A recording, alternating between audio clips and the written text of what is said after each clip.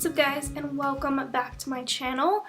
Feels a little weird to be on a different channel. I'm not exactly sure what my intro is going to be for this one, but for now we'll just keep it simple and just hop right into the video. If you guys are new to this channel, hi, welcome. For today's video we're going to be talking about gardening and specifically seeds that I'm going to be planting this year. Now if you guys know me or you've been following along with me at all on my main channel, you'd know that I still live at home with my parents and I can't exactly create a huge garden.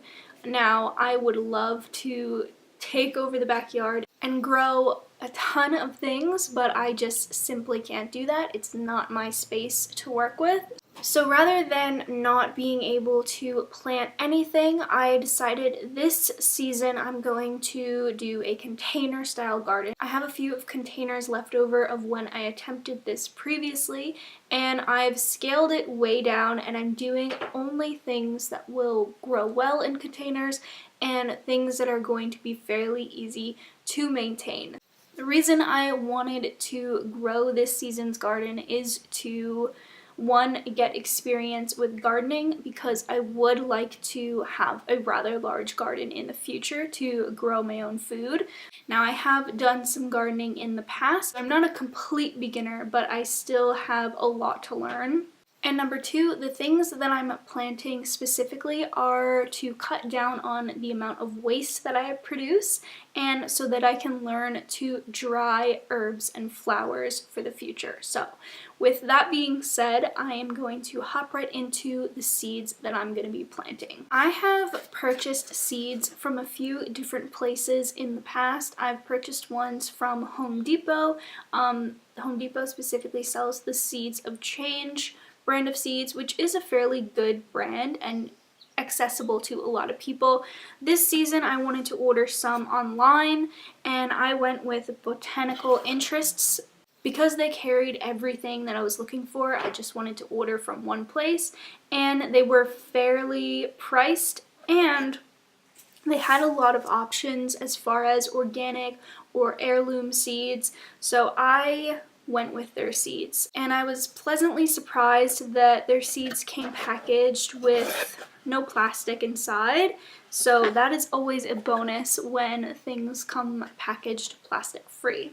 And they did include a free little thank you lettuce, which I thought was really cute. It's just a free packet of seeds, and it's like a lettuce mix. Their seeds are non-GMO verified, and they're open pollinated and untreated, which if you know anything about seeds and you are looking for seeds that are open pollinated, theirs are. And they have a lot of information on the back on how to grow them and everything like that, which I really appreciate, which is good for beginners as well. So I purchased a mix of cooking herbs and then tea making herbs and flowers. That's specifically what I'm focusing on this year, is drying my own herbs and then drying my own herbs and flowers to make my own loose leaf tea. The specific herbs that I'm growing for cooking and for drying and then turning into spices are Italian basil. This was $1.99. I got organic basil. Then some English thyme. This was also $1.99. And then some rosemary, which was also $1.99. Now I have experience with growing basil and rosemary. Rosemary, if you're looking for a plant that's super easy, I definitely recommend growing rosemary. It's really hardy, lasts for a very long time, and it's good in colder climates as well, and I just have had the easiest time growing rosemary. Basil is a little bit more tricky. It likes kind of warm weather, but too warm and it will start to seed. So I think I am going to experiment with growing some thyme and basil inside and outside. So I will share some more videos on that once they start growing. So now we get into the fun part, which is all of the tea making herbs and flowers. So the first one I have is holy basil or tulsi, and this one is specifically for tea. It even has a picture of a little teacup on it, which is super cute. This one was $2.69, so a little bit more expensive, but I opted for the organic one. I've never grown this before. I've actually never had this tea before because it's usually a pretty expensive tea.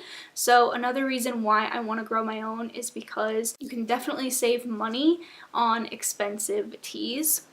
The next one I have is lemon balm. This is also organic. This one was only $1.99. Then we have lavender. This was $1.99 as well. I'm really excited to grow this, and I'm hoping that it does well because I have a lot of projects in mind for dried lavender, not only tea, but it can be used in like skincare and like bath products and all that kind of stuff. So really hoping that this does well. And then the last two are German chamomile, which was $1.89. I have a couple here that aren't organic just because the organic version was sold out. So I just opted for the non-organic kind, but all of their seeds are non-GMO verified, even the non-organic ones. Then I got calendula or pot marigold, and this was $2.49, and this was also the organic version. I'm really excited about this because I've always wanted to use calendula infused oil in my skincare, but again, it's a rather expensive ingredient to purchase, so I'm planning on making some myself. I'm going to be starting them indoors pretty soon actually. I think I actually might be doing that within the week because I looked at our temperatures and there is some warmer weather on our horizon, so I will be making a video on that as well and kind of taking you along the process of trying to grow these things and sharing my ups and downs. Like I said, I am not an expert, so this is not a how-to series, but more of a follow along with me and just see how it goes. I hope you guys enjoyed. I'm excited to be able to have a space to share all of my gardening adventures with you guys. So if you did enjoy this video, make sure to give it a thumbs up. And if you haven't already, be sure to hit that subscribe button so you don't miss any of the new videos to come. And I will see you guys in my next video.